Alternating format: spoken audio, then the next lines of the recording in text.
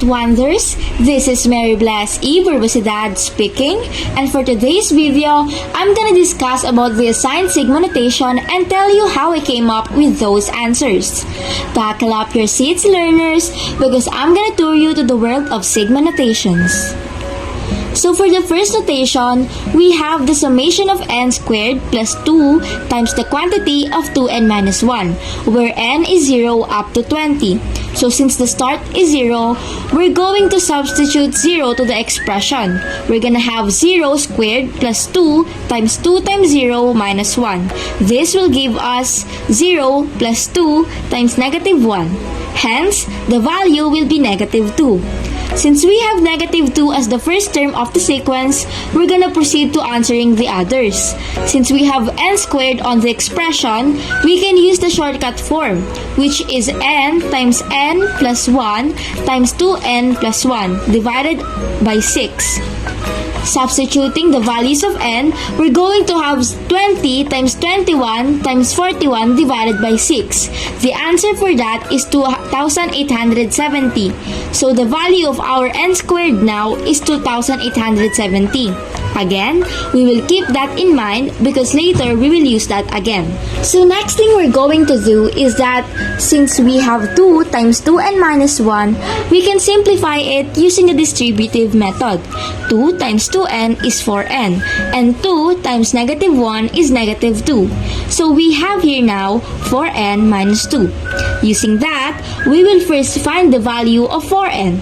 So we have here the summation of n, where n is 0 up to 20 times 4. The formula for that is 4 times 20 times 21 divided by 2. The answer will be 840. So the values we have now is first the negative 2, then 2,870 and 840. And since it's 4n minus 2, we still have to find the answer for our constant, which is 2. And for that to happen, we have here the summation of 2, where n is 0 up to 20. Since the given are both constant, we can multiply it. 20 times 2 is equal to 40.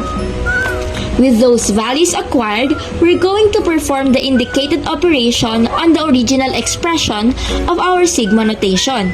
So we will have 2,870 plus 840 minus 40 is equal to 3,670.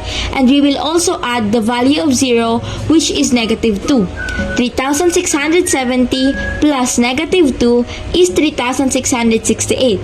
With that, we can conclude that the summation of n squared plus 2 times 2n minus 1, where n is 0 up to 20, is equal to 3,668. So for the next notation, we have here n factorial minus 1 when n is 0 up to 5. So the first thing I did here was to get the factorial of 0, which is equal to 1. We will keep that in mind because we will use that again later. Second is to know the sum of all the factorial of the numbers 5 and below. So it will gonna be 5 factorial plus 4 factorial plus 3 factorial plus 2 factorial plus 1 factorial plus 0 factorial is equal to 154. And since we still have the constant, which is 1 and 5, we're going to multiply it using the summation of 1, where n is 0 up to 5.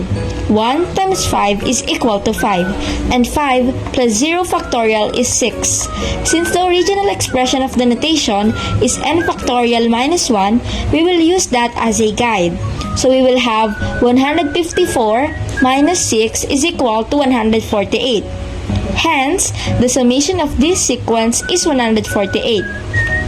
However, we can also use the substituting or evaluation technique in this expression or notation to check if 148 is really the correct answer. That's all for this video discussion. I hope you learned something. Thank you and have a great time.